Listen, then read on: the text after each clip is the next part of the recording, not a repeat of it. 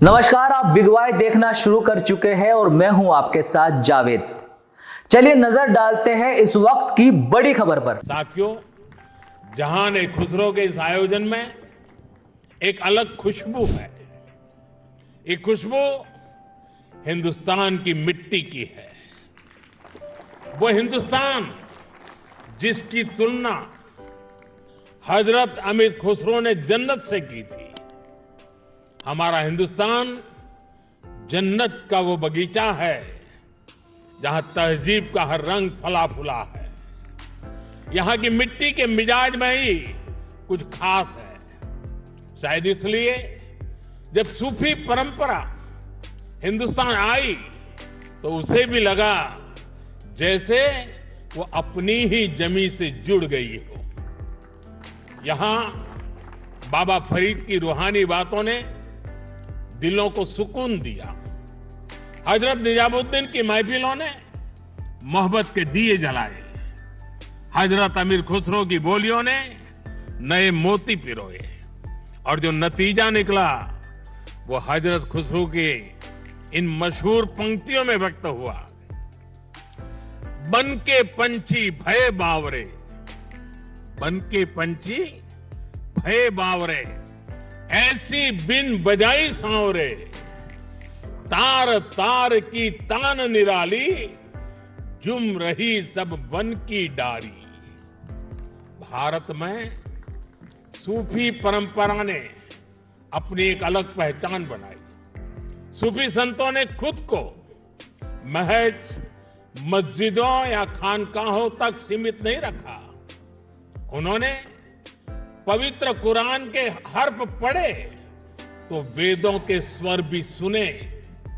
उन्होंने अजान की सदा में भक्ति के गीतों की मिठास को जोड़ी और इसलिए उपनिषद, जिसे संस्कृत में एकम सत विप्राहा बहुधा वदंती कहते थे, हजरत निजामुद्दीन औलिया ने वही बात हर कौम रास्त राहे दिने व किबला गाहे जैसे सूफी गीत गाकर कही।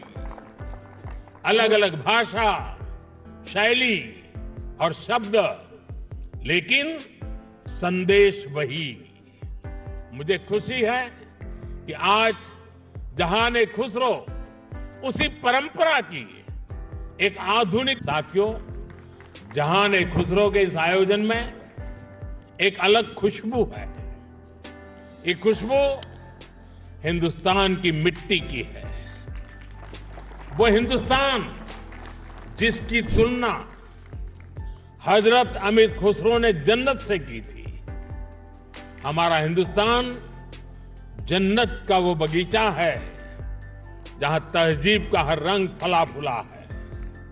यहां की मिट्टी के मिजाज में ही कुछ खास है। शायद इसलिए जब सूफी परंपरा हिंदुस्तान आई तो उसे भी लगा जैसे वो अपनी ही जमी से जुड़ गई हो।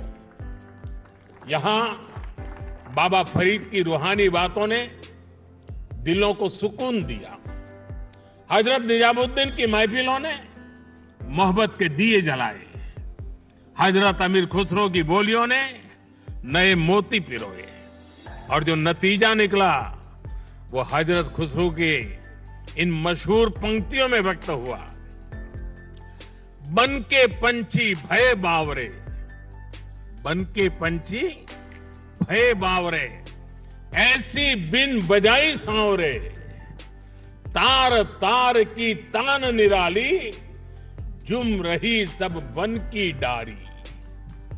भारत में सूफी परंपरा ने अपनी एक अलग पहचान बनाई।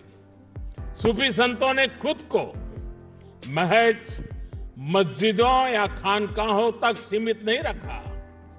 उन्होंने पवित्र कुरान के हर्फ पढ़े तो वेदों के स्वर भी सुने।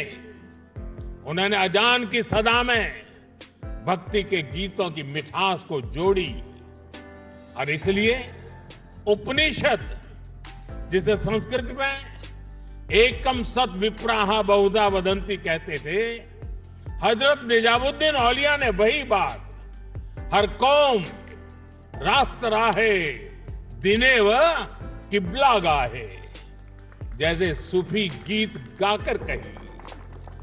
अलग अलग भाषा, शैली और शब्द, लेकिन संदेश वही। मुझे फिलहाल के लिए इस बड़ी खबर में सिर्फ इतना ही। ऐसी खबरों के लिए आप देखते रहिए बिग वाई। नमस्कार।